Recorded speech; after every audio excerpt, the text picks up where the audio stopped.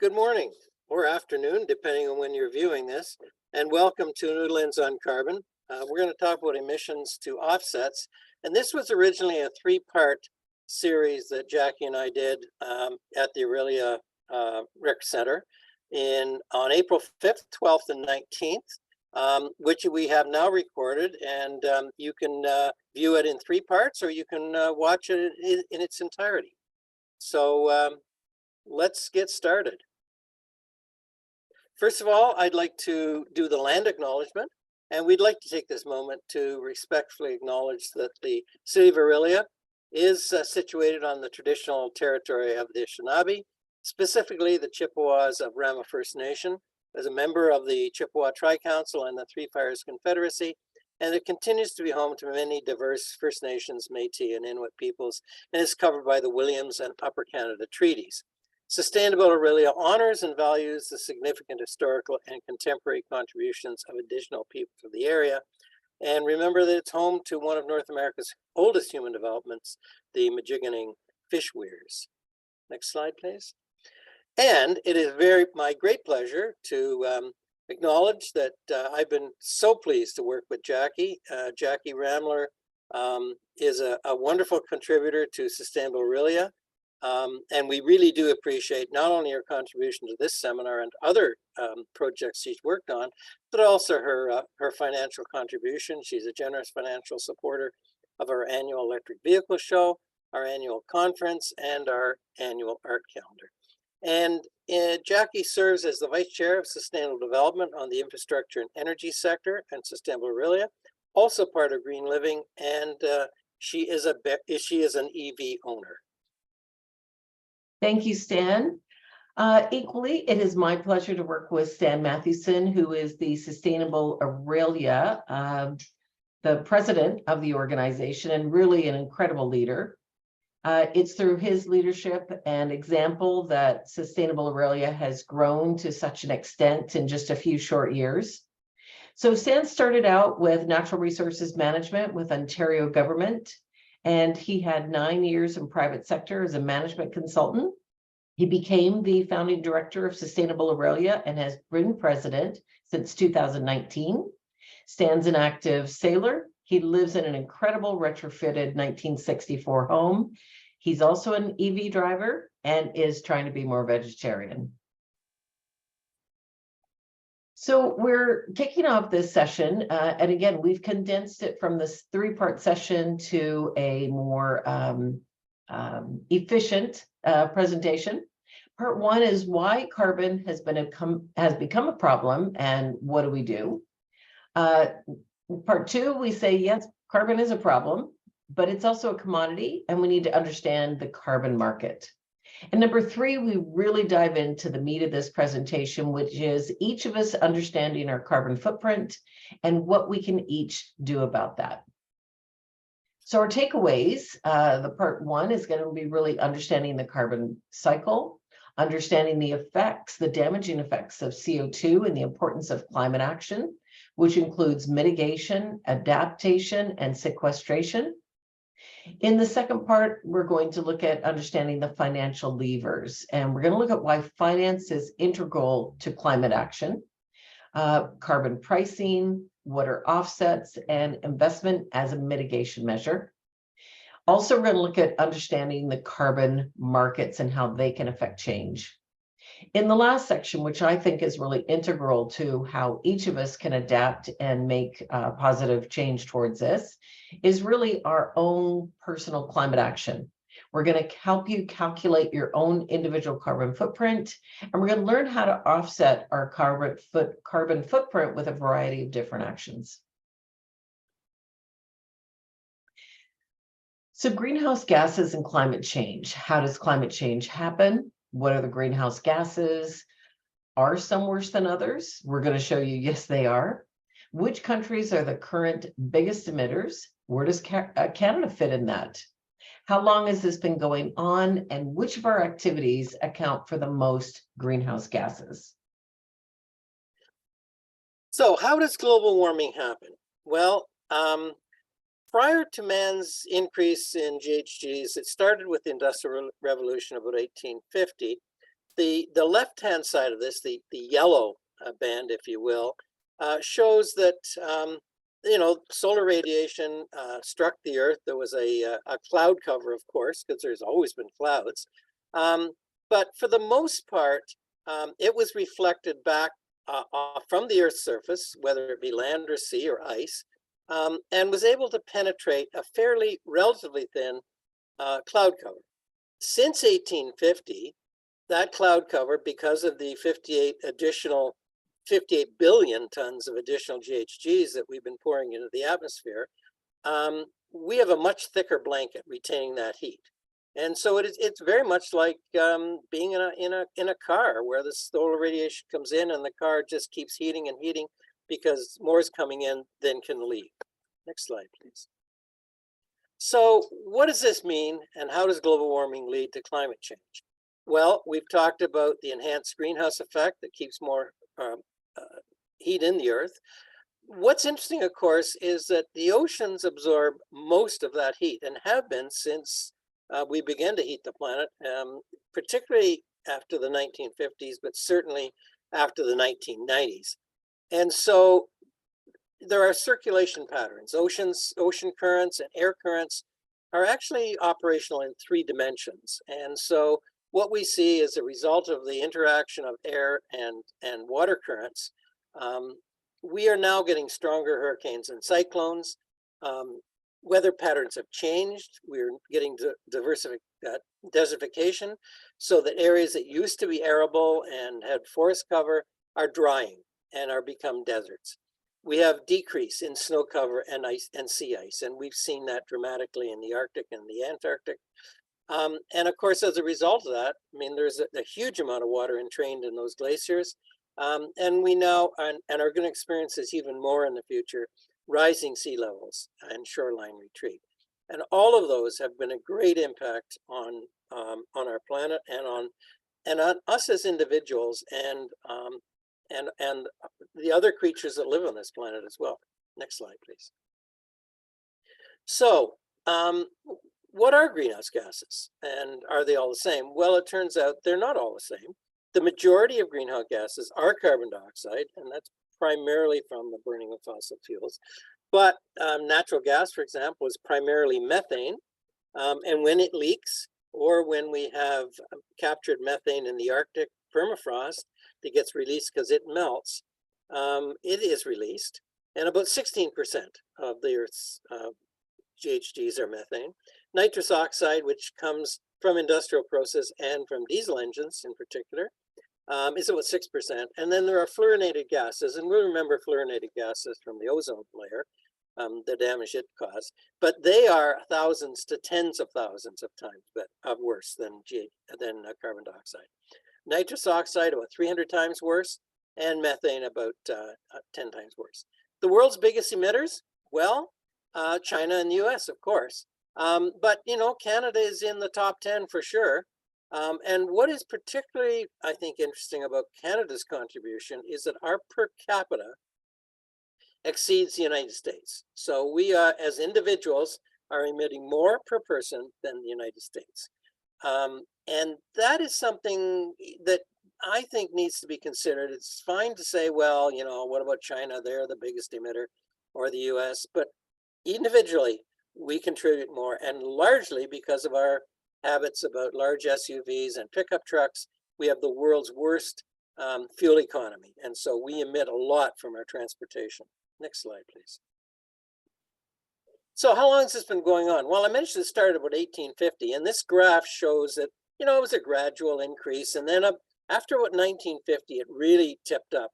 And then in the 90s, again, a big significant increase. Now it has kind of declined because there has been some climate action. And a lot of that, of course, was due to COVID, where we simply didn't run around and go to work and do things that we normally do. But it has also begun to increase since we've kind of resumed our normal activities. Next slide, please. So globally, where are the big gas emissions from? What's causing it? Well, energy use in industry, in transport, and in buildings is about 73% of the GHGs. Agriculture, forestry, and land use are the second biggest contributor, and that's about 18%. Industry about 5%, and waste from landfills and wastewater about 3%. So what we're seeing here is that if we look at transportation and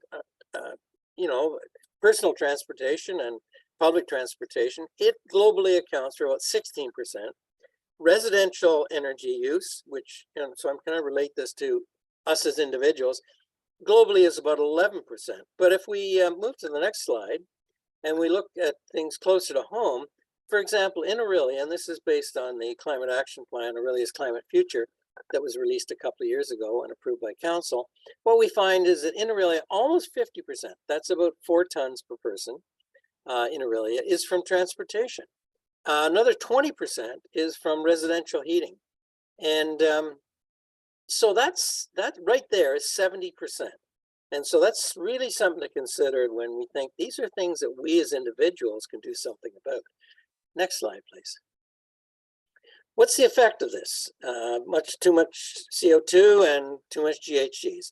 Well, we know that we talked about how it's increasing global temperature changes. And here's, there are 5 different sites that are monitoring this, and they are all in pretty good agreement that this is the way the climate has affected temperature changes over time. And the impact, as we talked about, floods and droughts and wildfires, increased tropical storms, much more significant heat waves, and there's more of that in the future, coupled with cold snaps. So it's climate change. It's not just global warming. Biodiversity loss, because we have huge changes in the climate that's really affecting all of the creatures and plants on the planet. Health issues. We have heat and insect and airborne disease vectors. We have malnutrition, and we have extreme financial loss. And in particular, we have insurance costs associated with that. So the destruction tally for 2022 is bad news. In 2022, 120 billion in insured financial losses were encountered around the world. And that's 50% higher than the previous 10-year average of 81 billion. So it's really, I don't think even it's linear. We're looking at an exponential change here. Swiss Re, who is a reinsurer, so they basically support all the insurers that we deal with as individuals and businesses. They estimate that over 50 to 65 billion of this loss of the 81 billion was due to Hurricane Ian alone. And what we're finding now is investors are avoiding reinsurers, premiums are on the rise, coverage is being limited or not available. And even the insurance industry itself is really struggling. It's trying to reduce its own emissions. It's forcing companies that invest in to reduce their greenhouse gases, or the notion of the supply chain, and creating products to help customers shrink their environmental footprint. Next slide, please. So not only does the planet pay, but we pay as well. And so what we're seeing here is the cost of insurance. So the kind of gray line is man-made insured. The blue dots are weather-related, and the darker blue are natural catastrophes that have been insured. So we're seeing that, man-made losses haven't changed an awful lot. In fact, they may even be in decline. The ones caused by climate-related losses have increased dramatically. Next slide, please. And in Canada, it's no exception. As I said, it's not a linear increase. It's actually an exponential one. And this is only until 2021. So in 2022, we know we had huge losses, and we anticipate that's probably going to continue in 23 because they're forecasting it one of the hottest years ever for this summer. And here's some examples. Fort McMurray, 2016, Southern Alberta in 2013, Hurricane Juan in 2003, Hurricane Fiona in 22, and remember in 21 in BC, where almost 600 people were killed by heat, according to the coroner for BC. Next slide, please. And, it really behooves us all to do something about this.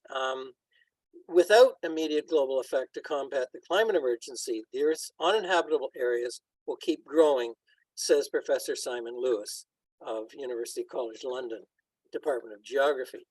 And why I put this slide up is because the 35-degree wet bulb temperature is the upper lethal limit for humans.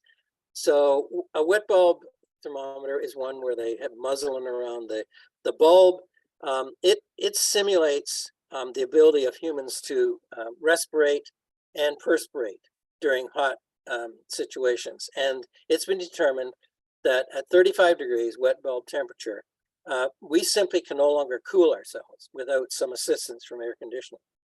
So if we look at the maps on the right, we see the darker the color is the higher probability of achieving those kinds of temperatures, i.e. 35-degree wet bulb. That's at 1.5 degrees increase. At 2 degrees, you can see a dramatic difference. And by the time we get to 4 degrees, it is so significant that huge portions of the Earth, including North America, the southern part of North America into the US, will become uninhabitable for humans unless they have air conditioning. And many parts of the world simply don't have air conditioning. And could we go back to that slide? Because I just want to, for a moment, just talk about a book that I really suggest people read. And it's called Ministry for the Future. It's by Kim Stanley Robinson. And the opening scene in this book is where an aid worker, and I think it's an American aid worker, if I remember correctly, is working in India. And he systematically watches the entire village that he's working in die because of 35-degree wet bulb temperatures. There is one, I think, air conditioner in the entire town, and it becomes the source of conflict. People trying to access it, it really becomes an ugly situation and people die. It's a fascinating book. It's positive in the end, and I highly recommend you read it. Next slide, please. So other impacts. Just recently, the World International Monetary Fund has forecast that Argentina's 2023 growth forecast, which was previously 2%, has been reduced to 0.2% because of severe drought that's anticipated to affect the economy.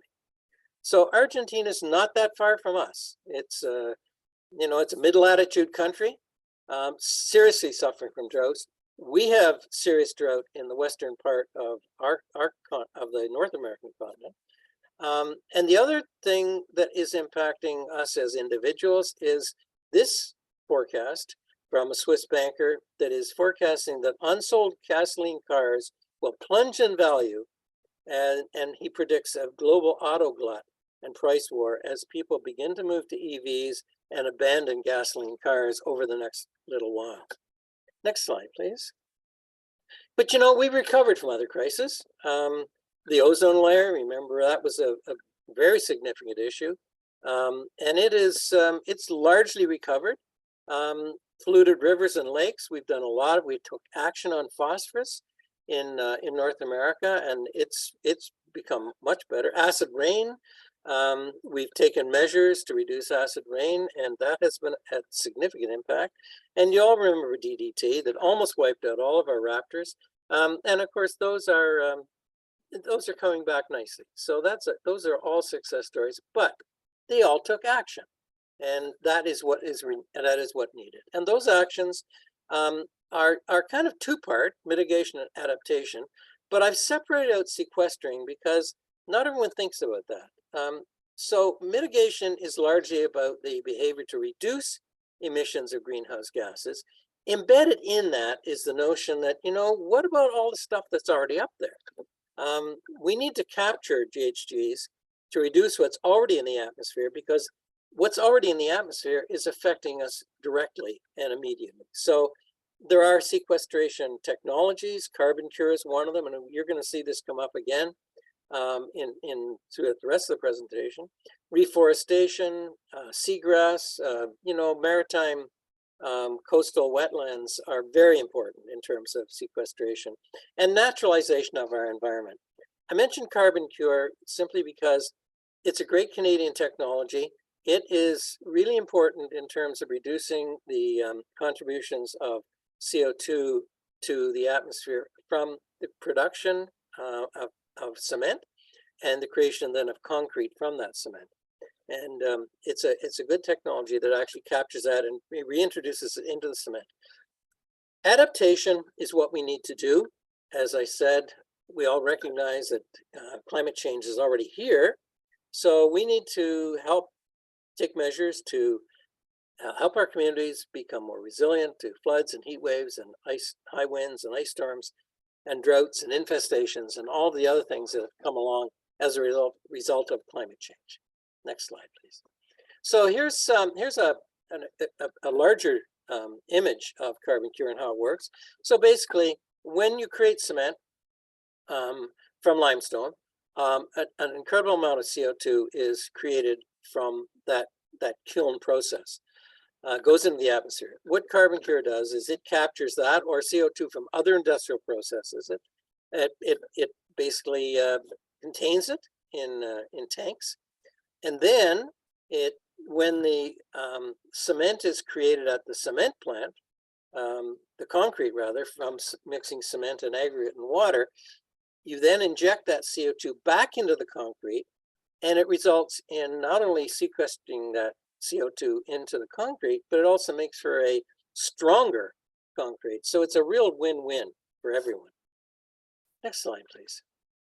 So here we are kind of looking at the mitigation and adaptation model all combined. Things to look at: sustainable transportation and energy efficiency and renewable energy on the mitigation side. On adaptation, flood protection, disaster management, business continuity, and infrastructure upgrades. In between, and really affecting both mitigation and adaptation, is education, and you're here today to learn more about that. Local food systems, and I say local, that's really important. Water conservation, having complete communities where we actually, can walk to places instead of having to drive, and that they are simply more efficient and more effective.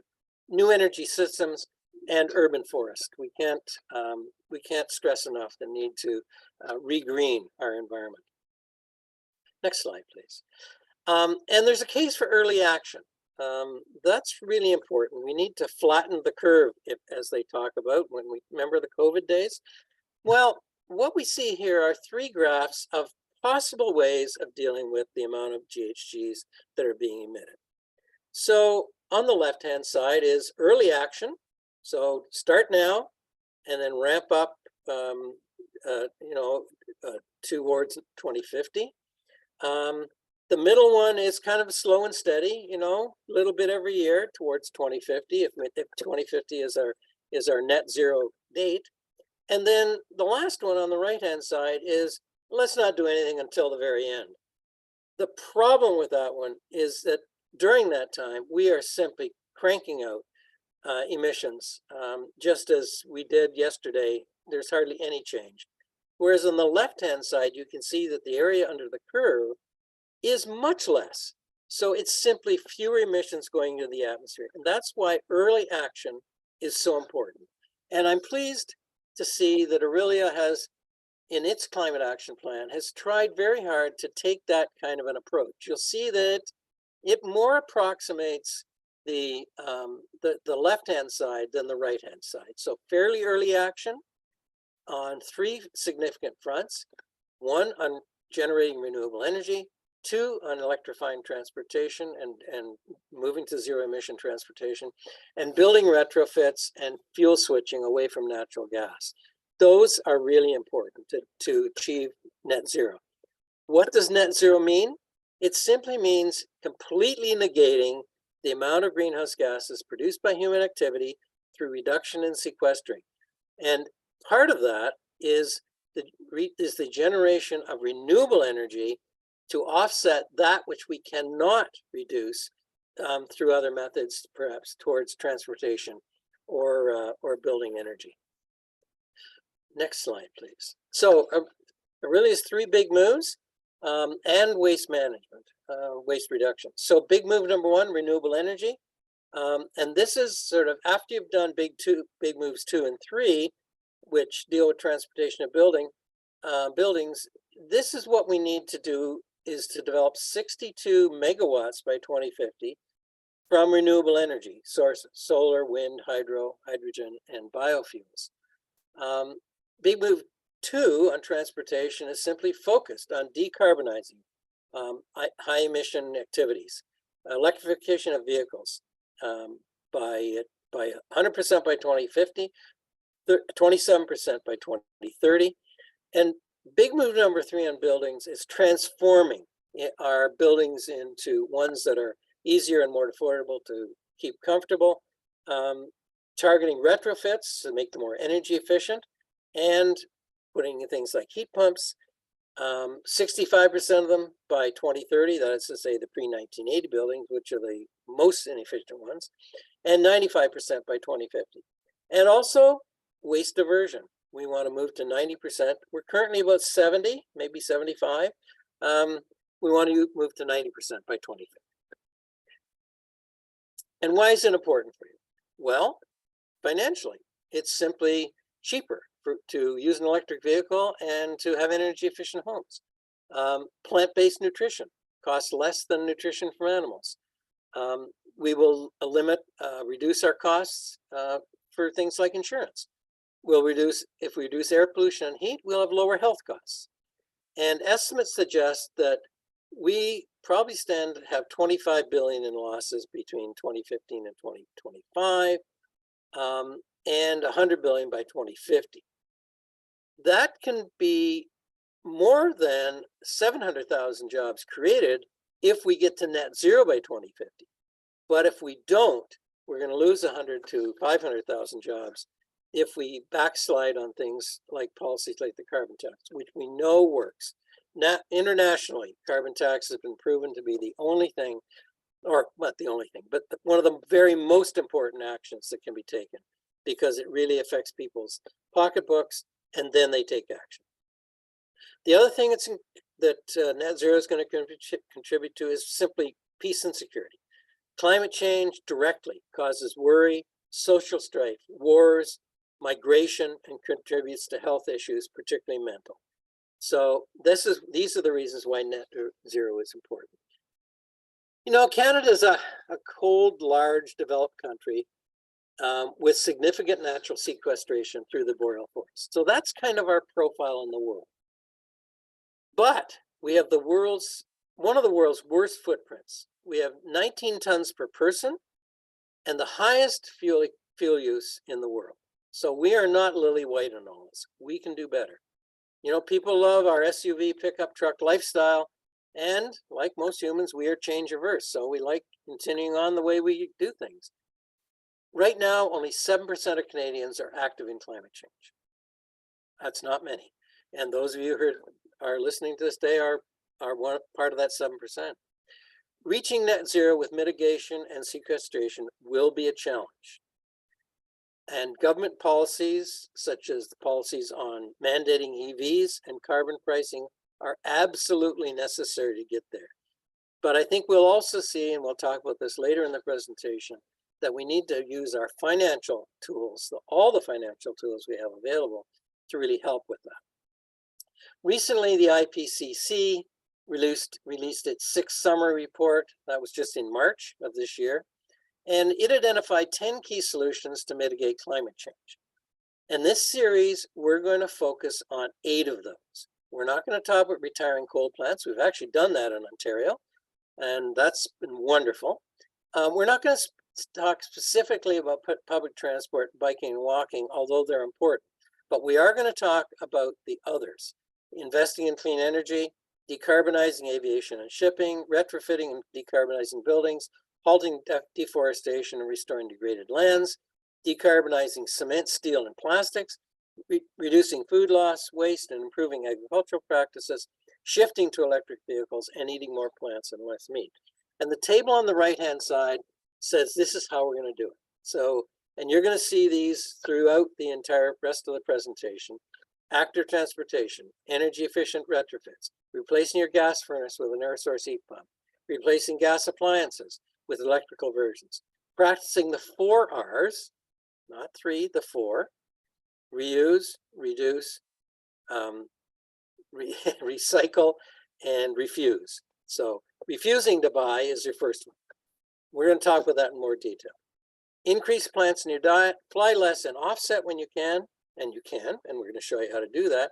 And use your financial power. Shop wisely and invest in green investments and buy offsets. Next slide, and over to you, Jackie. Oh, yes, it's all about the money.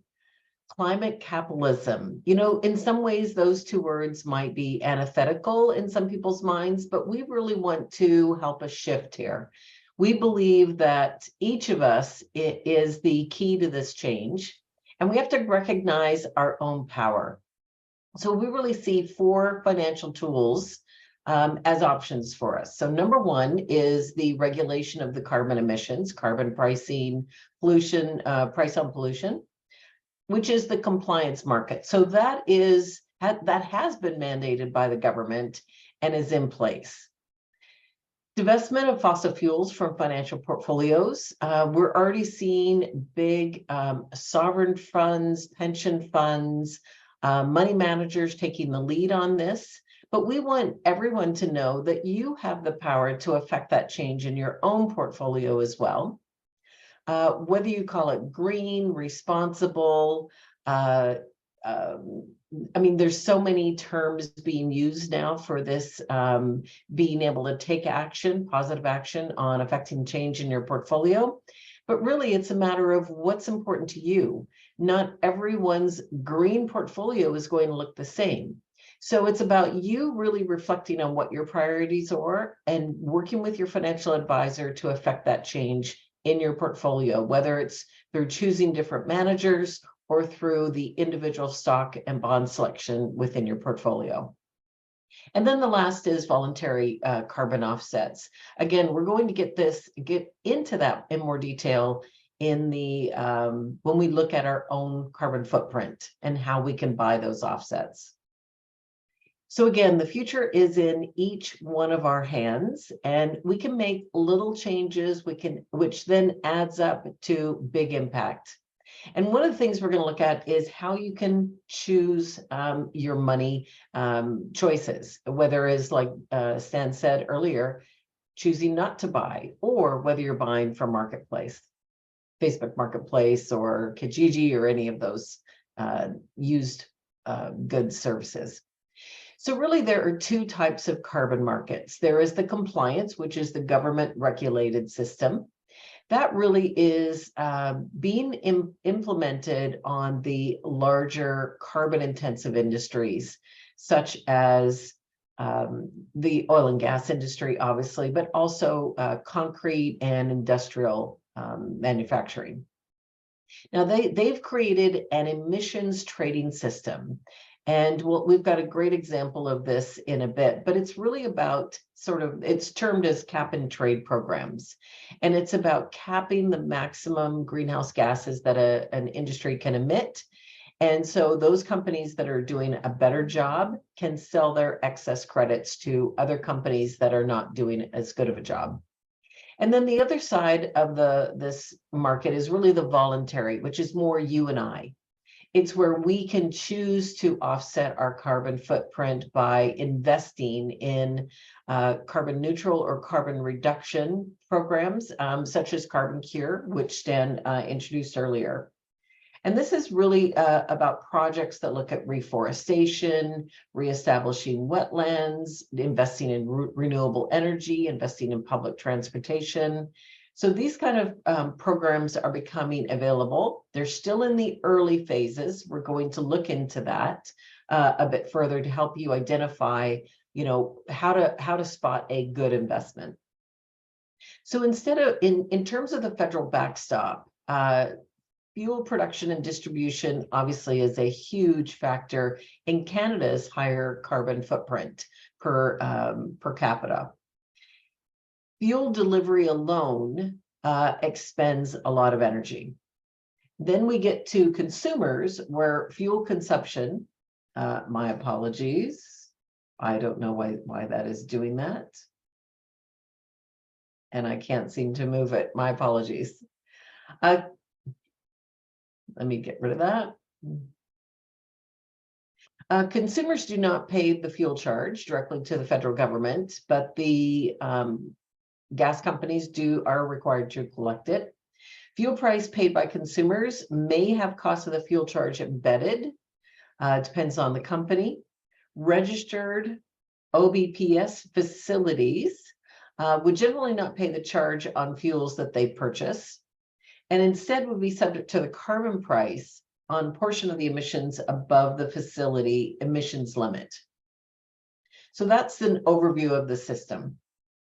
So in terms of offsetting our lifestyle, the government caps on some industry emissions, and those are compliance carbon credits. There are regulations requiring business to meet carbon caps. Where they can't meet the cap, they then have to buy carbon credits. And then the voluntary, that's you and I, we can pay someone else elsewhere to do what we can't or won't by buying offsets or investing into projects that are going on. To me, this is the best example of the regulatory market. So the government imposes restrictions on different carbon intensive companies. So for example, Carbon A emits more than their limit. They then are required to buy carbon credits from a company that is not producing their limit and has excess to sell. Now, to me, that is capitalism in a nutshell. This program penalizes company A that is emitting more than they are required, and company B, who has a reduced carbon footprint and has been doing the right things, is able to profit from selling those credits to Carbon A. They're creating a system that is net zero or getting closer to net zero, and they're using capitalism to achieve this. So what are the differences between a carbon credit and a carbon offset? So a carbon credit is a certificate of permission to emit 1 ton greater than compliance. So remember that cap. Instead, carbon offsets are a reduction or a removal of a ton of carbon from the atmosphere or the ocean achieved by a particular project. Now, there are a lot of qualifications for a project to be able to qualify for a carbon offset certificate. And this program is really developing further in terms of those parameters. We believe that we are very early into this process. There's still a lot of technology that is evolving. You know, for example, when people talk about electric vehicles, they say, oh, well, what about the batteries? Well, that was a problem a few years ago until there is a supply. And now there are companies that are stepping forward and coming up with the solutions. We're excited to tell you about companies in Ontario that are actually able to recycle the lithium batteries up to 90–95%. That's a game shifter. And suddenly that complaint or argument against electric vehicles is becoming moot. So again, we're early in this process. We think there is huge gains to be made. We talked earlier about divestment of fossil fuel. Now, we're not saying that we're going to quit using fossil fuels entirely. So please don't misunderstand what we're suggesting here. But we are seeing across the world, universities, endowments, charitable foundations, portfolio managers that are choosing to eliminate or be more selective in the kinds of fossil fuel companies they invest in. We're seeing this play out. 2019 was the peak of global fossil fuel financing. That has then fallen off dramatically. Now, we're not sure if this is just an anomaly because 2021, let's face it, that was during the pandemic when more people were telecommuting versus actually commuting to work. So time will tell whether this is a sustainable trend or whether this was a blip. Personally, we're hoping that this is more of a bigger trend in terms of the reduction of fossil fuel. Again, we're not going to eliminate the use. We are still dependent on fossil fuels, but we want to see less dependence. At the same time, green lending tops fossil fuels for the first time in 2022. Now that suggests, because that sort of has this missing piece of this year last year, where we were out of the pandemic, people were returning back to work. But this is really about investing. And this is where companies are choosing to look for green bonds, green loans, or making those loans to those kind of projects. RBC Capital Markets, Wells Fargo, JP Morgan, Chase were the leading providers to the fossil fuel industry as of 2022. Well, it looks like RBC is now number one. The Canadian banks are very, very heavily invested in loaning to the fossil fuel industry. RBC tops the list globally at 42 billion. Scotia's number 9, TD 10, and so on. So definitely the banks are still perpetuating this. Canadian banks have invested over $1 trillion since 2016 into the fossil fuel industry. We would like to see that shift. Again, the banks have made changes in the past due to public pressure. And certainly you do have a voice. If you own shares in banks, you do have a say on their policy. And there are certainly companies that help you give that voice some volume. So in terms of evaluating investment options, current ESG reporting is voluntary. Personally, as a portfolio manager, when I'm evaluating the different companies, I have to admit that I don't completely 100% trust the information, because I am fully aware that it is voluntary. Companies are self-reporting, and we are, in the media and also in Canada itself, we are hearing of companies that are subverting the information. They're hiding, penalties and fines that they're having to pay in areas where they normally wouldn't be seen. There are currently 4 main ESG screening tools. And again, ESG means environmental, social, and corporate governance. Those are the 3 metrics that most of the companies report on. One company is very different, MSCI. They actually align themselves with the Sustainable Development Goals. Those are the 17 goals that the United Nations identified many years ago in terms of being how they want to make positive change going forward. Canada disclosures for ESG investment funds. So all of the different countries sort of have different levels of reporting. I'm happy to say that North America and Europe are really leading this. Australia, Southern Asia is starting to get on board, but again, every company really has to choose to make this disclosure. So again, it's about the Sustainable Development Goals, which are really about investing in the people, the planet, and everyone's prosperity. So in terms of the 17 goals, that's what this colorful circle represents. Each one of those colors represents one of the 17 goals. And so we're going to show sort of an overview of those goals shortly, but it's really important for each of us to understand how those goals might be relevant to your own portfolio management strategy. How much is ESG involved or integrated in your investment strategy? Now, I have to admit, I immigrated to Canada almost 30 years ago. I'd sold a house, 2 cars. I had a little bit of money to invest. My husband introduced me to an investment advisor that he had heard about. He didn't know him personally. And I explained to this gentleman that I wanted clean investing. I wanted to align my portfolio with my principles. So he found a clean environment fund and told me that that was the best option. And so, without providing me really any further information, I trusted him and I invested in that manager. Then later, as a year later, as I became licensed and got into the industry and got access to more information, I found out that this manager was investing in the oil companies, the natural gas.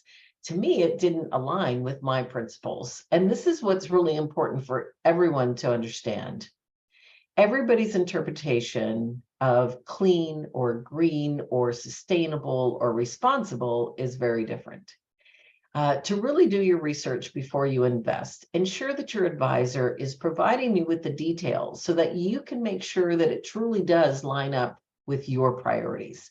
You have that ability to request that information, and any advisor can pull that up from independent sources or from the manager to show you what the top 10 holdings are, which gives you a good indication of if that manager aligns with your priorities. It's also about determining what are the key drivers to integrate the sustainable development goals into the investment. What is your perspective on responsible investing, and how does that relate to your priorities? And do you need more expertise? In the case of the advisor that I originally went to, he had no idea what I was really looking for. He just saw a clean environment and thought that met my needs.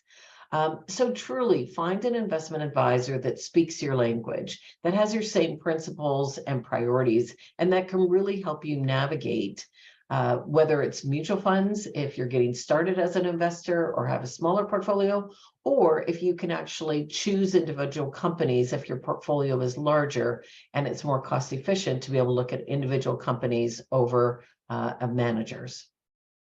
So overall, you want to be more involved and choose your priorities and choose how you want your portfolio to align. So this is an overview of our portfolio's alignment. Now, this is grouped into 4 categories. And again, this is only 15 of the 17. We're about 11% positively correlated with sustainably meeting basic needs, 34% aligned with empowering structurally included, which includes gender equality, reduced inequalities, education. We are 43% aligned with addressing climate change. And so that's really aligned with companies that are taking climate action. And then 11% aligned with sustainable use of natural capital. This is an overview of the 17 goals. And so this is probably a great way to align yourself. You determine what your priorities are, and that way you can choose how to pick an investment that meets those needs. There are a lot of great, cleaner, more sustainable companies out there. These are just an overview. Algonquin is Canadian. NVIDIA is in the chip space. Microsoft is taking some very innovative, exciting action in terms of reducing their energy use. Cisco, there are a lot of companies out there. There are different ways of finding those companies. I know that Corporate Knights is a great system that screens companies for their alignment. Again, I've not been able to determine what their strategy, what their criteria is for evaluating those companies, but I know that that's a great place to start. Now, in terms of screening companies, we've got a variety of different ways. Now, when I first started, and when as an investor, I just thought I could just exclude companies, or I could include companies. So sort of negative and positive screening. But really, there is so much more that we can include in terms of our screening the portfolio. We want a manager, if we're choosing a manager, we want a manager that's going to engage companies on change. As an investment advisor managing billions, people have a lot of sway when they are managing money and making choices on where that money and investment goes. I just want to take a moment to talk about BlackRock.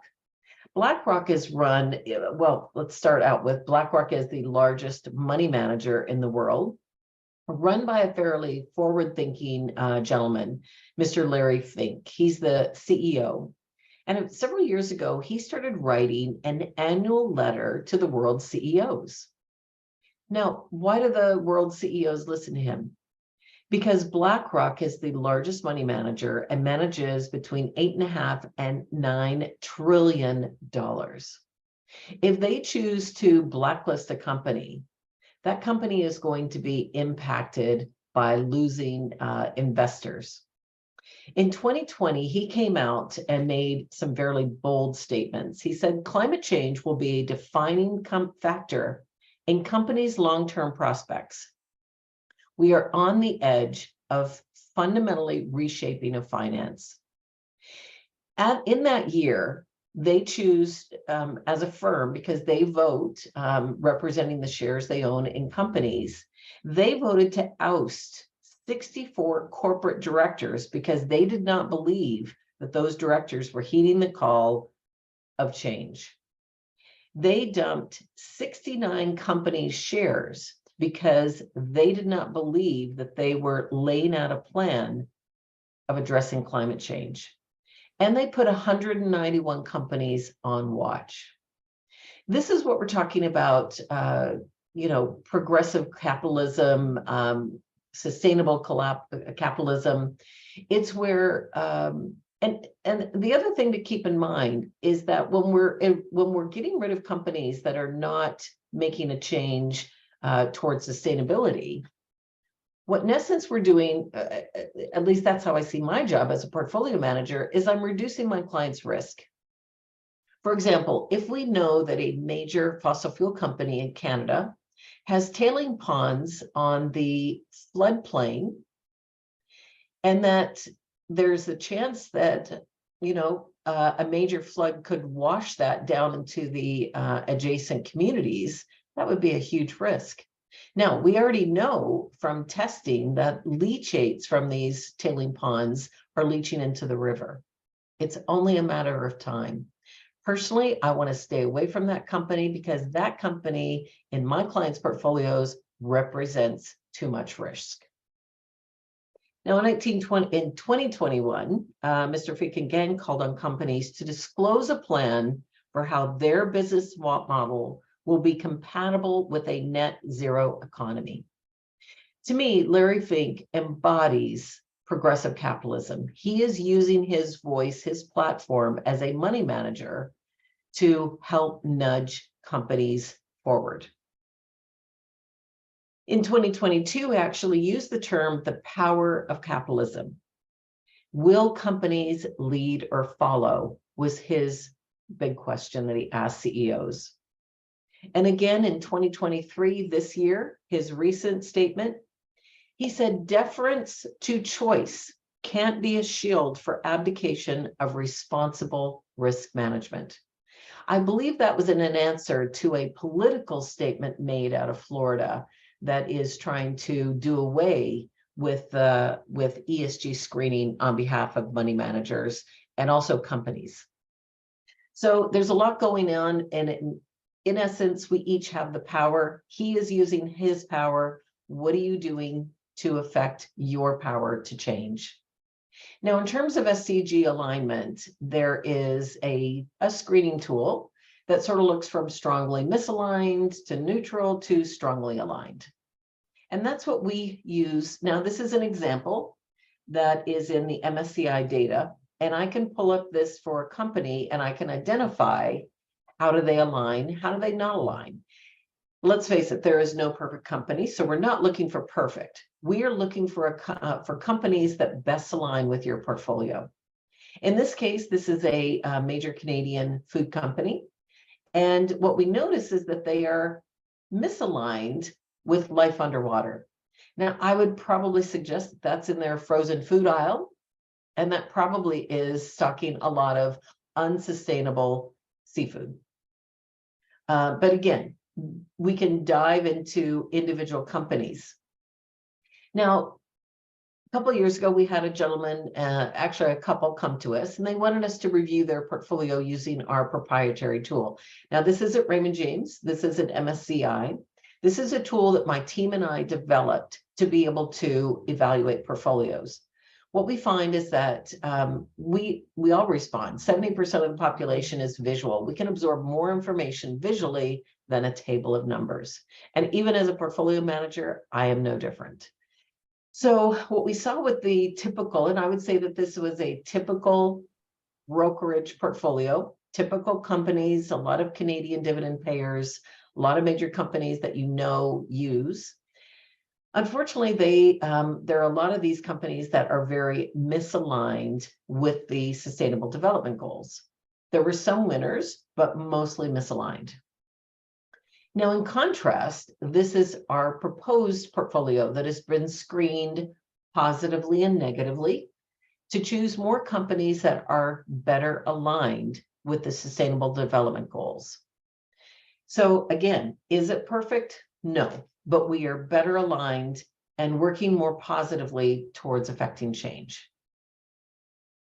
Again, I think we looked at this earlier. We believe, again, that investing in green, again, clean, responsible, that it really is in the early stages.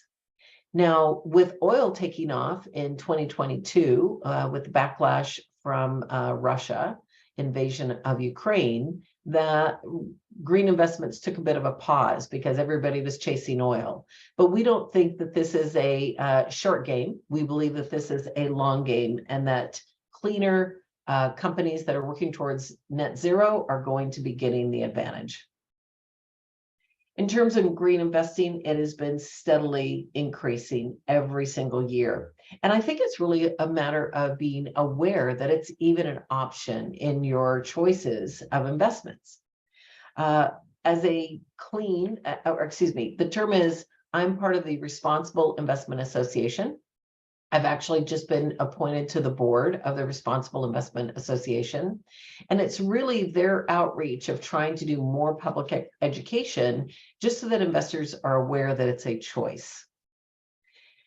In terms of being in the industry, green bonds are one area that we can't gain access to, because the shortage and the demand for green bonds, green loans is so high that there's never anything left for the retail investor. The institutional money managers gobble everything up. So a green bond is really any loan or bond that backs a sustainable program. So whether it's the TTC expansion, whether it's the GO Train expansion, whether it's a solar generation investment, those kind of things, those kind of investments can be sold as green bonds. Now, we're excited to say that with the recent federal budget, we are seeing some really good clean credits coming. So clean electricity is about almost $34 billion in the budget. There's an investment tax credit for clean electricity, and they are doubling the Canadian Infrastructure Bank investment. There's also clean manufacturing, which is about $12.5 billion, and clean hydrogen, which is sort of, again, a new technology, and exploring the investment in that of almost $18 billion.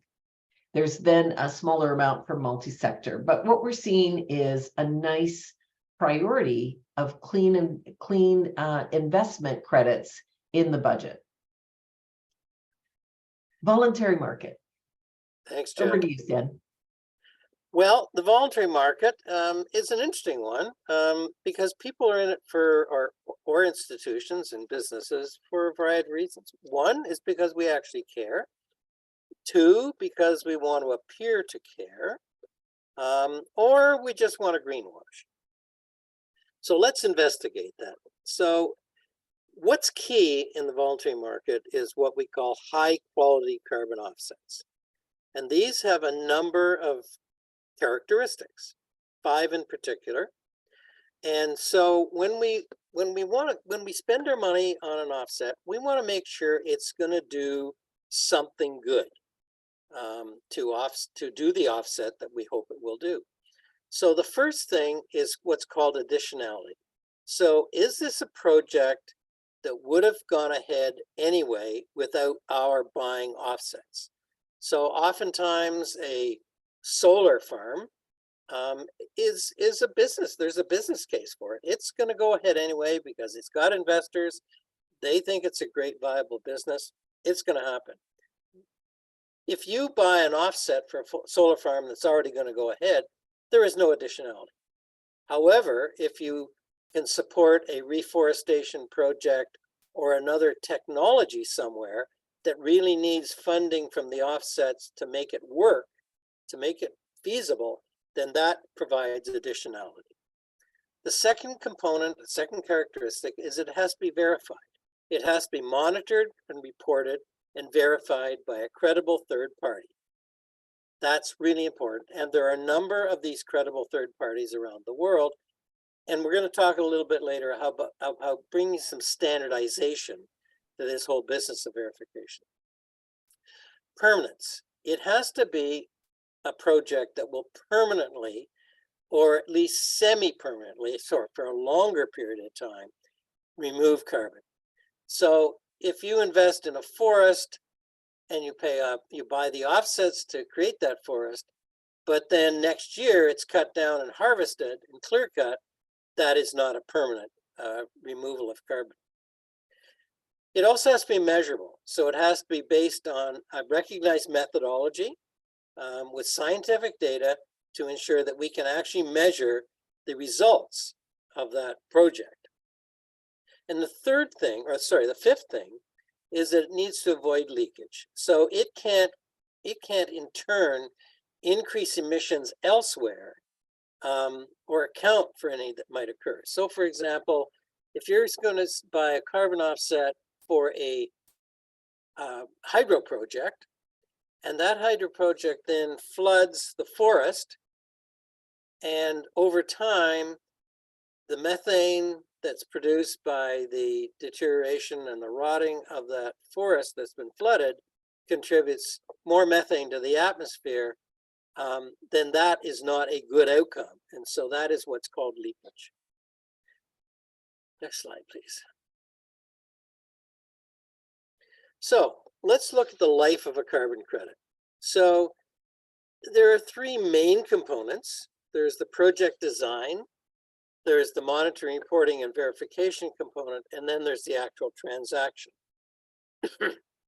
So, as a project developer, you conduct a feasibility study, you acquire the assets, you look at potential methodologies for quantifying emissions and removals.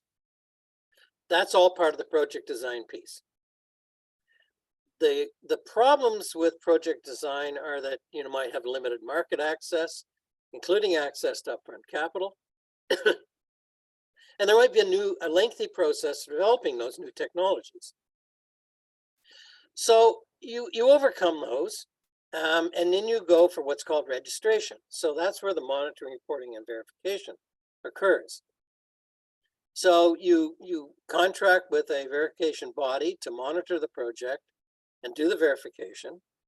The problem with that phase of the life of a carbon credit is that, maybe there's limited transparency around the verification. Maybe it's not as clear as it could be. Or maybe, that the integration of technologies into the process is not as robust as it could be. So those are some of the downsides of the monitoring, reporting, and verification component. However, you clear that hurdle, you get it verified, and then you issue the carbon credit. And that's the fact that the third party issues credits, and so a broker will buy your credits and then sell them. So the project developer can then sell the credits, often through brokerages, perhaps through an exchange, or sometimes directly to the buyer as well. The issues around the transaction is that there may be mistrust of the credit quality, and that goes back to some of the things in reporting, particularly in verification, or there may be simply a problem with an efficient price discovery. So what's the real value of this is the question around the transaction. However, that transaction goes ahead, you buy the carbon offset, and then that carbon offset is retired. So it's no longer available, can't be sold a second time. And that's really important. And what we're finding is that Some of these issues are being addressed with a new initiative that just came out just within the last month or so. It will be implemented in the third quarter of 23, and that's called Carbon Core Principles. So next slide, please. We're going to talk about that later. So how exactly does this, you've got a project. How does the carbon offset market really work? Well, let's take a forest management example. So you're the owner or the manager of a bunch of deforested land. And you think, if I could get some funding, I can turn this into a viable forest, and I can sell some carbon offsets to help me finance that project. Because, I don't have the money to do it by myself. So I put together the project plan that we talked about in the first stage of the carbon life cycle. And then I then call on a verifier, a company, third party, who validates and verifies it under their standard. And they say, yeah, this looks like a pretty good plan, and we can see how this is going to work, and we've got a methodology that we can use to measure it, or you have anyway. And so we're going to issue that carbon credit. And that goes to the broker. It goes out into the market or the exchange. And these are brokers who sell verified, and I put that in quotes on the slide, offsets. So then it goes out into the market, and the funding from the sale of those carbon offsets then is available to me as the project manager to do the reforestation. And then that certificate is retired. And we talked about that in the last slide. So I set to work, I plant the forest, I grow the forest, and at some point in time, I begin to thin the forest, and I do that in a sustainable way. And so I am beginning to produce sustainably harvested hardwood from that forest. But at the same time, the trees around it are benefiting from the thinning, and they're getting bigger, and they're sequestering more carbon. It's all working well. So at this point, we have a forest that I can get some revenue from that is also at the same time sequestering CO2. I've got much better synergy between the natural resources in the area in terms of water retention and soil health. I'm developing ecosystem corridors for wildlife. I've got local people working in the forest, so they have jobs, and so poverty that existed before has been somewhat at least alleviated. And I'm building a capability to build a sustainable economy in the region. So these are the kinds of benefits that we would love to see out of a voluntary carbon market. So just to show you in a little bit more detail how that would work. So, we've enrolled in the Carbon Forest Project. We've got the money. So we start to build the forest. It's sequestering CO2. I'm doing the thinning. I'm putting money into implementing silvicultural practices that are going to increase the growth rate of the forest. Forest grows faster as a result. It sequesters more, and more offsets are generated, and I put those offsets back into the forest again. So this is the idea of how a forest carbon offset model will work. Next slide, please. But things can go wrong. The whole notion here is that we want to take carbon out of the atmosphere, and we want to have successful climate mitigation. But what can go wrong? Well, as we talked, it can be maybe non-additional. Maybe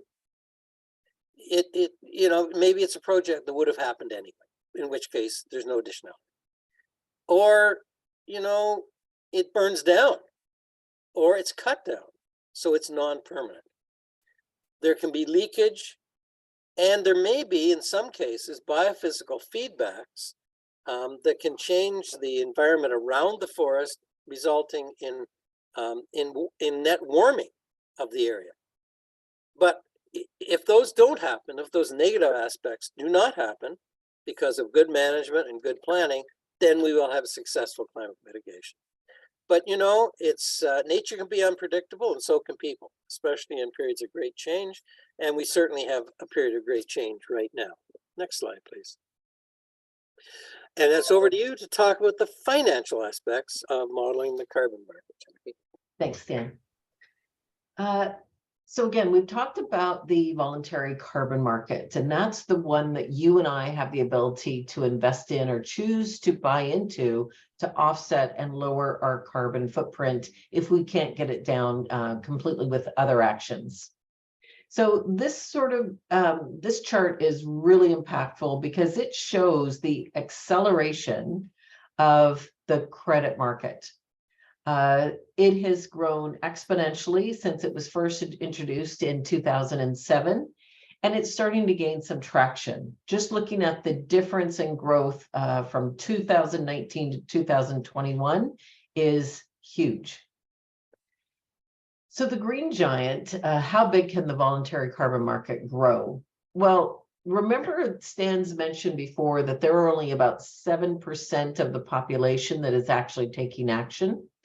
So through public education, we're hoping that more people understand their options and that we will see this continue to grow exponentially each year. Again, we're in the race to make sure that we do not exceed 1.5 degrees. And that's going to take a concerted effort by all of us.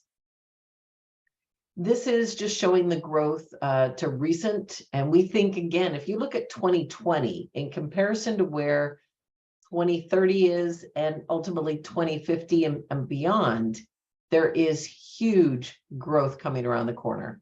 This suggests global demand for voluntary carbon credits could increase by a factor of 15 by 2030 and a factor by 100 by 2050. Personally, I believe in the credit market. I agree that it's young, but I made the decision as a portfolio manager to invest in a carbon credit investment and put it into my clients' portfolios that are more oriented in this direction. So the voluntary credit market today, definitely there's uncertainty around the core principles. We're not going to tell you that this is a perfect system. It's still in the early stages. We've seen some warts, we've seen some problems, and we fully acknowledge and agree with that. But we are starting to see the maturation of this process because the regulations are starting to come in, the bodies are starting to step up and impose fines, regulations, and starting to pull back on the more questionable companies that are trying to jump into this space. So in terms of, we're definitely seeing more growth in the European Union, California, Australia, Southern Europe, Southern Asia, New Zealand, South Korea, China actually has pulled back. But in terms of the market, we still believe that there is positive growth coming around the corner. Now, we had hoped to, I don't believe this is interactive. Is it, Stan? No, it's not. Yeah, unfortunately, just to sort of learn about some of the questions that are coming out. John Oliver is a comedian, but he sort of dives into pretty heavy subjects and sort of exposes sort of what's going on. And he did a special on August 22nd last year that really dives into the voluntary credit market, and he really exposes some problems and challenges. It's worth watching only because as a consumer, you are educating yourself of what to watch out for and not to be to go blindly into just buying any credit. So the IPCC has recognized that carbon removals are critical and that it's really one of the main things we need to do to try to reduce our carbon footprint. Until recent revelations of some of the problems, the demand was high. So sort of the demand got ahead of good supply. And there are some definite significant issues. And this is why Stan covered earlier the kinds of things that we're looking for a good project, good carbon credits. Or excuse me, carbon offsets, transparency of reporting, inconsistency of verification or lack of verification. Double counting credits, duration of removal, so is something gone for a year and then they redo it and try to carbon credit that? And then ancillary associated damages. So the main thing is that this is where the regulations are coming into play and the oversight bodies that are going to try to, clean up this new industry. Last month, there was core carbon principles announced by the Integrity Council for Voluntary Carbon Markets. And again, these kind of associations are starting to step in and clean up this industry. So the core carbon principles that they set out is really three main sectors: governance, which includes tracking and transparency; the emissions impact, again, additionality and permanence that Stan talked about, ensuring no double counting; and then sustainable development, really looking at the benefits and safeguards as well as contribution to net zero transition.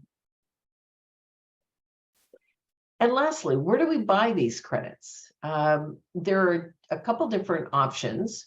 You can buy an exchange traded fund, that's an ETF. In Canada, there are two that have been launched. One is by Horizons, which is an ETF firm, mutual fund firm, and 9 Points, which is also an ETF mutual fund company. The US ones are Crane Shares and Nets, which have ETFs. And then there's another option. We're going to go a bit deeper into some of these. Invert, Climate Partner, TerraPass, Puro Earth. These were some of the betters that Stan and I screened. Now there are dozens out there. And so really it's about screening the ones that we have more confidence in. Thanks, Jackie. Okay, we're going to talk about personal climate action right now, and we're going to do that through the eyes of a hypothetical couple. But what we're going to ask ourselves, and what the Mariposas are going to ask themselves, is: do you know what your carbon footprint is? Are you prepared to do something to reduce it? What will it be after these actions? So what will your carbon footprint be after you've taken those actions? What will the residual be? Do you want to offset that residual? Can you really offset it? And if you want to and can, where do you buy them? So, next slide. How do you calculate your carbon footprint? Well, there are many carbon footprint calculators to choose from. They use different algorithms and they use different assumptions. Many are associated with vendors who sell offsets. And so the higher the footprint that they indicate you have, the more they can sell. I'm just saying that as a bit of a caveat. And here's just a list of some of them. And this isn't even all of them. Carbonfootprint.com, nature.org, conservation.org, the Cool Climate Calculator, Air Travel Offset, Tree Canada, and the Footprint Calculator from Global Footprint Network. So the example that we're going to talk about are the Mariposas. And they're Mary and Matt, and they're a hypothetical relay couple. So last year, first of all, they decided to do something about their carbon footprint by offsetting their air travel. So that's something we all hear about. So they thought, well, let's start there. So they were going to go on a trip. They're going to go to Barcelona, and they wanted to offset the additional carbon emissions from that. So they followed some pretty basic steps. They used the official air travel offset calculator, and that was listed on the previous slide. And they decide they're going to buy it by the ton. So they're not necessarily going to buy it just from anybody, but they said, okay, we know we can figure how many tons it is, and then we'll figure out how to buy it by the ton, because they're starting to understand that this is maybe not the very most robust environment to be buying offsets. So there's been turmoil in the market, but they want to buy from a reputable vendor. So in this case, they decide they're going to use Bullfrog Power's LESS website. Everyone seems to know about Bullfrog Power, and they've got this website. So they also realize that, they've done some research, and that the Environmental Defense Fund, for example, says that the central current estimate of the social cost of carbon is at least $50 a ton in today's dollars. And they also know the price on pollution in Canada is currently what? Well, in 23, it's now $65 a ton. So they're keeping those things in mind. In other words, they know they can't offset their travel for, $7.99 at the airport. So here's how they go about the process. So they first of all go to the footprint calculator, the official air travel offset calculator. Next slide, please. And here it is. So CORSIA is the official air travel offset calculator. So they put in the data. They're flying from Toronto to Barcelona. There's two of them. And what they find is that the total passenger CO2 in kilograms is 1,354. So that's 338.5 per leg. So the total is 1.35 or 1.4 tons of carbon into the atmosphere. So they've got 1.4 tons is their target. Next slide. So they go to Bullfrog Power's less site. So they say, okay, our total emissions is 1.4. Wait a minute, we've got two choices here. Well, that's interesting. So there's what's called the gold standard certified international offsets, and that's $24 a ton. Well, okay. And then there's another one called the CSA Canadian certified offset, and that's $20 a ton. Well, they're not sure what to do. So they go on the internet and they look at the gold standard and the CSA standard, and they realize that there are some things in the CSA standard that they're maybe not quite so sure about, but the gold standard appears to be a little bit more robust. And it fits with the UN's Clean Development Mechanism protocol. So they go with the more expensive one, $24 a ton, and they purchase their 1.4 tons, and that comes out to $33.60. Okay, so they move ahead and they purchase that. But at the end of the day, they're sitting there going, well, do I trust the calculator?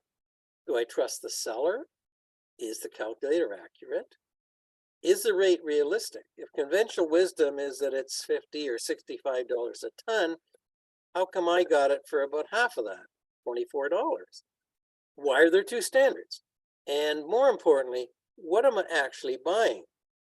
Well, those are all really good questions. So let's see if we can get them answered by moving to the next level. So we're now we and the Mariposas are going to explore and learn and take action about what the various footprint calculators are, how they differ, which one suits them and us best, how to reduce their carbon footprint, how to offset the carbon they can't or won't reduce, and how to buy offsets most reliably and at the right price. Next slide. So here's a bit of a profile about the Mariposas. They're climate aware. They really love nature, but so far they've only made small changes. They did the offset. They practice a couple of the 4 R's. They're still using internal combustion engine for transport. They've done some home energy efficiency upgrades, attic insulation, new doors and windows. They're diet conscious, but still pretty typical. They limit water use. They put in low flow flush toilets and reduce their shower time. And then, as we know, last year they offset their air travel, but now they want to do more, but they're really unsure of what those next steps might be. So they look at some of the calculators that are available. They look at 3 of them. They look at the Cool Climate Calculator. It concludes in Canadian cities, and you can actually, put your postal code in and it recognizes it.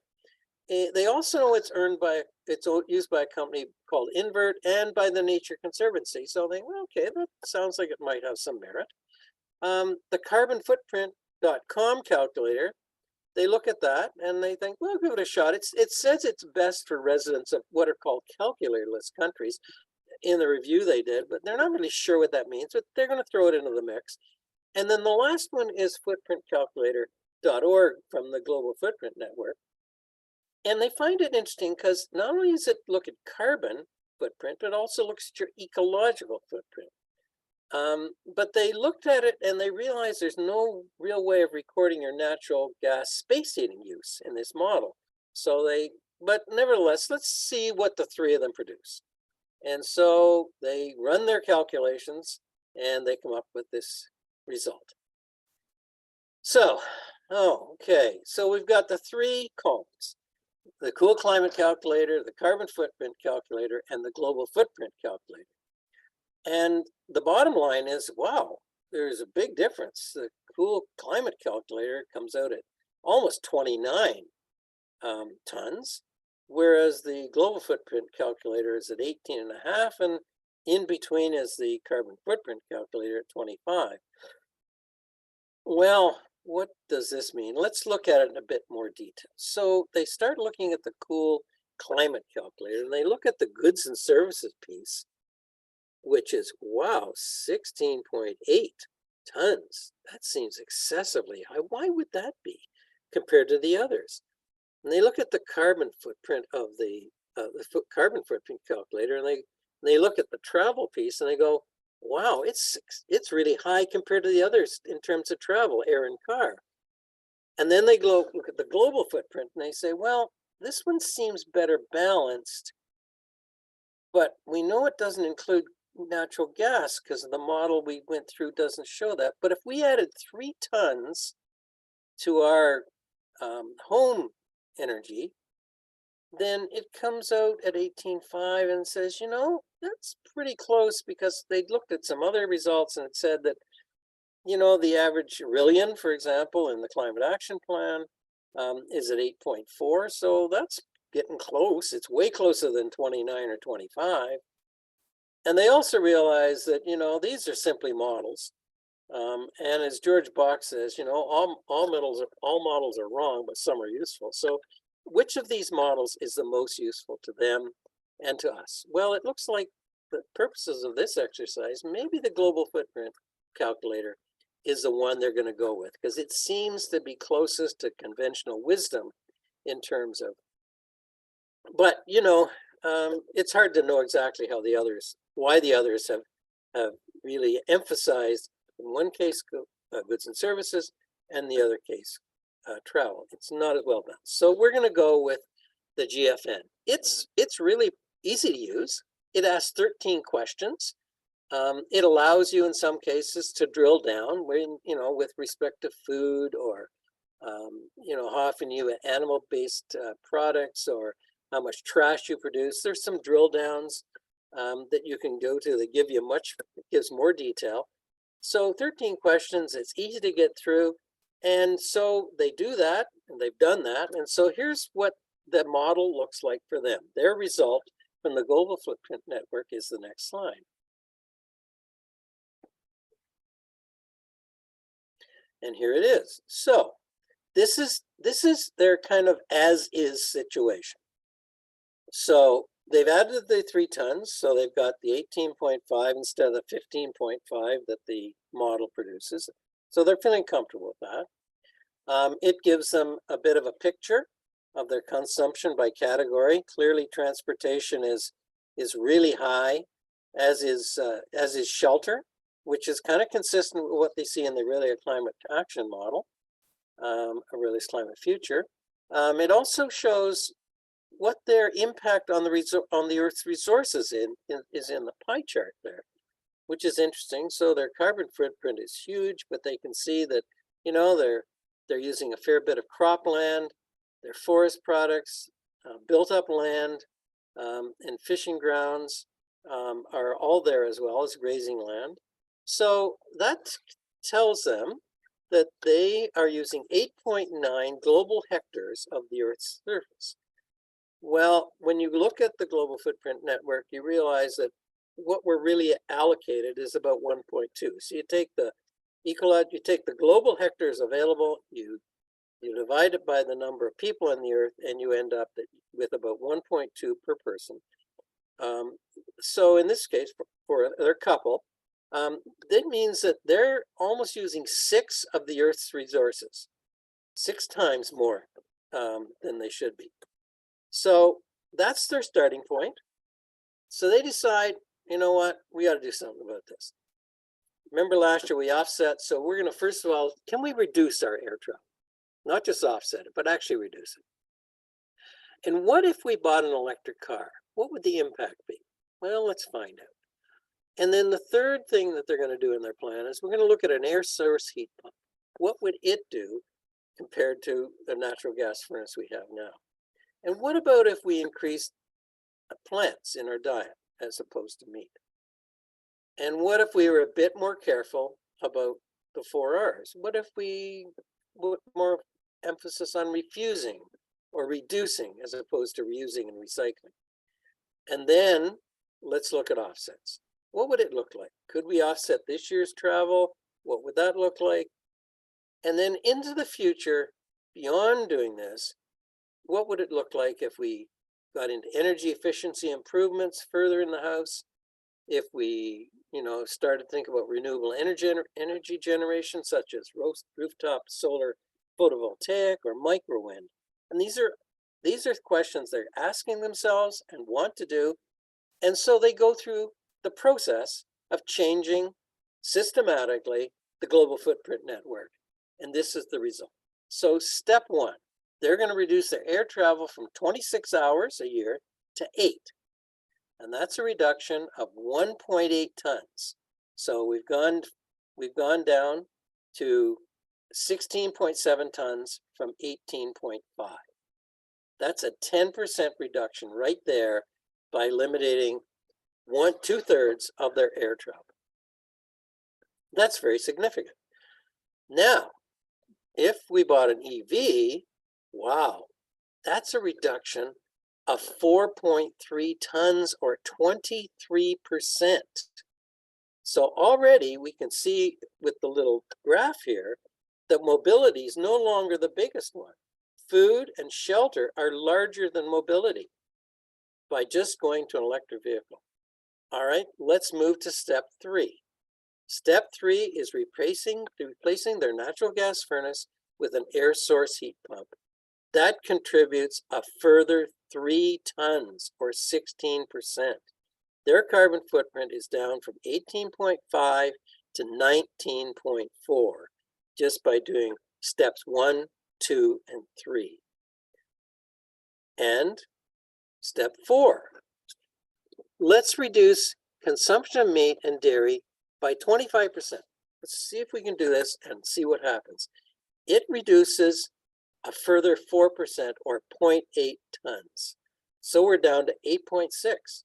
8.6 from 18.5. That is a remarkable change. And then if we look at the 4 R's and further reduce our 4 R's by taking action to avoid buying things and to repairing things, a further 4% or 0.7 tons. So they have now gone from 18.5 to 7.9 tons with these 5 steps. And they're no longer at requiring 6 Earths for their lifestyle. They're down to 3.1 Earths, 50% of their beginning. So in terms of their total reduction, it's 43%. They have now overachieved the Aurelia target in the Climate Action Plan, Aurelia's Climate Future, of 33% by 2030. So this is just for these 5 actions, they've already overachieved the 2030 target. But they realize that they've done a lot of the really important things already through this plan. 2050 net zero is going to be a challenge. They're going to have to do more, and offsets are probably going to need to be part of that. So let's look at what we've got so far. There's the results, how they've reduced by 10.6 tons or 57% of their carbon footprint. The next steps, would be to buy carbon offsets, undertake more energy efficiency improvements to their house, perhaps drive even less, renewable energy generation. Those are the kinds of things they're going to need to go do to get to net zero by 2050. So let's think of what they can do. They can still do more about their travel. So they say, okay, if we had an additional 1.8 tons over their air travel target from air, and then they were going to be going on a cruise, and that cruise was going to contribute 1.9 tons. So the total for their vacation in Europe would have been 1.8 for air travel, 1.9 for the cruise, for a total of 3.7. So the air travel calculator is pretty easy to do. Calculating the footprint of the cruise is way more complicated. There is a way to do it, and it's indicated here. Step one is to determine the emissions per passenger per kilometer on the ship they're on. So you can actually go to a list, and the website is there, and you can look at the particular ship and you can determine what it is per person per kilometer. It turns out it's 250 grams. Step two is then calculate the distance of the cruise, and you can do that through another calculator that will end up saying it is 1.86 tons, which we've rounded up to 1.9. So the total that they're going to offset is 3.7. Okay, so how do they do that? Well, they recalled the core carbon principles. So they're going to be looking at these kinds of things when they look at the offsets that they're going to buy. And next slide. They also recognize that each footprint calculator, it's got a bias. It's built in with their own assumption of factors. But we're going to look at relative change because the results are just estimates. They're not actual. They're close, but they're estimates. So we're looking at the result or relative change. They're not going to get fooled into paying good dollars for no result because they know that the carbon offset market is a bit shaky. We're going to look at the best possible outcome for us. But until the markets get sorted out, we're going to look at projects that we kind of recognize as being closer to home, if you will. We're going to focus on as many of the big ticket technologies that are proven that we can. And we're going to look at things like additionality, permanence, leakage, and net warming as factors in ours. So they're going to look at the options they have.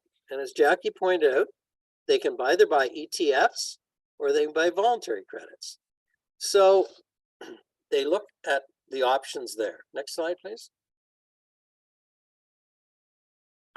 If we invest, that is to say by ETFs, well, we've already got some ESG mutuals. They've already got that in their portfolio. But they realize that when they move to carbon credit ETFs, that those are unregulated. They're much less regulated than the mutual funds are. And there's actually no real guarantee that those dollars go to the environment. They're kind of going on trust.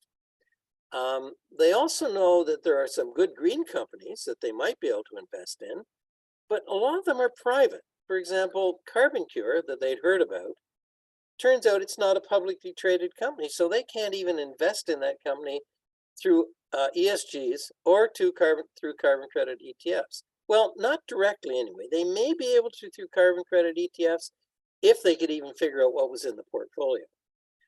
On the other hand, if they buy, what they did find out, and they read this in the newspaper, was that Invert and CarbonCure, and they know Invert is one of the ways they can buy carbon credits, and CarbonCure, they've signed the world's largest purchase agreement for carbon credits to store CO2 through what's called carbon mineralization. And they know, for example, that CarbonCure is actually doing some really good stuff. They came across an article that talked about Amazon in building its headquarter #2 using mineralization from CarbonCure as one of its things. So you think this is real, this has actually happened. So they say, okay, since we can't really buy carbon cure as an investment, let's buy it as an offset. So they look at their options and they go directly to Invert. And Invert is an application that you can download on your phone. And when they do that, they realize that there's quite a range of the options they have, from $14.90 to ton to $274 a ton. So next slide. We talked about carbon cure earlier. I'm not going to repeat that, but just to remind you that what it does is it captures carbon dioxide from emissions, stores it, and then injects it back into concrete, and therefore sequesters it for, well, the eternity of the building anyway. Next slide. And they've taken the Invert app and they've downloaded, and this is what it looks like. So they look at the Invert app and they say, 4 kinds of projects here.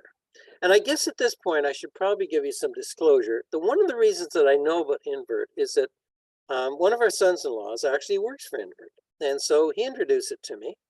And both Jack and I have looked at it, and we think that as a way of buying carbon credits, it probably is as good as any and probably better than most. So that's why we have brought it forward, because we think it's a good way to buy carbon cure. And BC Biocarbon and Aperam Steel, 3 projects that we think are really, really good projects. And those projects, they fall into what are called the centuries removal. So these have permanence. They have additionality. And so those are the key things that we're looking for here. And they decide that they're going to buy 3.7 tons that we talked about, the airfare and the carbon, or the cruise, and they're going to pay $65 a ton. Well, how are they going to do that when the prices are all over the place? Well, they're going to have to buy a mix of these. And so they build a simple tool to help them do this. And this tool is basically a spreadsheet. It takes a bit of manipulation, but at the end of the day, they're buying their 3.7 tons. They're paying $65 a ton. So their total investment is $241 to offset their travel. And they're buying these amounts: 220 kilograms of carbon cure, 205 of BC Biocarbon, and 205 of Aperam Steel. Why do they like those 3 in particular? Well, BC Biocarbon, it produces biochar. Biochar, on the other hand, is used by Aperam Steel instead of coal in their steelmaking process. So biochar is a byproduct of the production of biofuels in BC. Carbon cure, we've talked about. It sequesters carbon in concrete. And steel is a big producer of CO2 because of the coal or coke that's used in its production. Through biocarbon and biochar, the steel production, and through carbon cure, the concrete production is either reducing or sequestering significant amounts of CO2. The other projects are largely around forest type projects. There are others in the mix. In the Invert Climate Action Collection, you'd have to go into the detail to look at it. But in essence, they've got a mix here that they feel confident is going to produce the result they're looking for at the price they're prepared to pay for their carbon offset. So they feel like they've really done an excellent job in buying the right things to do the job they want it to do. Next slide. So, conclusion. The Mariposa's Climate Action Plan demonstrates that we can achieve 2030 targets for Orillia and the area right now or within the next few years. Changes can be planned and the results calculated. They realize that 2050 targets are going to require more change and new technologies and will be a challenge, but it can be done. But offsets are likely necessary to achieve that, both in Canada and in Aurelia, to achieve net zero. They realize now that green investment is maturing. You can have good dollar returns, and you can meet climate and ecological progress at the same time. While the offset market, which is currently in flux, is going to mature and be reliable, it's going to have to take the kind of thing that we're seeing with the recent improvements in the carbon plan that will be implemented later in 23. But they know that they've taken actions, can take actions, and they're going to be able to contribute to Aurelia's climate future, and they're going to tell their friends and be very proud of the changes they'll be able to make to produce a more sustainable community, and they want to be part of it. And next slide. So here they are contributing feeling good about contributing to a sustainable city and their new lifestyle. Next slide. And their new lifestyle includes travel, but maybe more often driving. And so they've gone to Montreal for vacation in their new EV. And we thank you very much for listening to our presentation. So on behalf of Stan and I, thank you very much for sort of being an ambassador of change and learning more about the options that we all have. We strongly believe that every one of us has the power to affect change, and we hope that we've introduced some ideas of how you can start your journey to net zero. Certainly, Sustainable Aurelia is at the forefront of supporting this transition. And if you have any questions, please don't hesitate to reach out at info@sustainableaurelia.ca. My name is Jackie Ramler, and as a portfolio manager, I understand that every investor has questions. And so I am fully willing and available for a half hour of my time to help you navigate this by answering questions. Number one question is, am I going to sell you anything? Absolutely not. I am there to answer questions and to help you with this process. If you'd like to book time with me, please reach out to my office at 705-721-5919, and my team can book you into my schedule. Thank you very much for joining us today. Any last words, Stan? No, just I want to thank the audience, and I want to thank you, Jackie, for being a great partner. It's been a lot of fun. And well, I'm looking forward to the next project, Stan. I am too. And we hope that people can be like the Mariposas and begin to take some actions. Yes. Thanks very much, everyone. Thank you.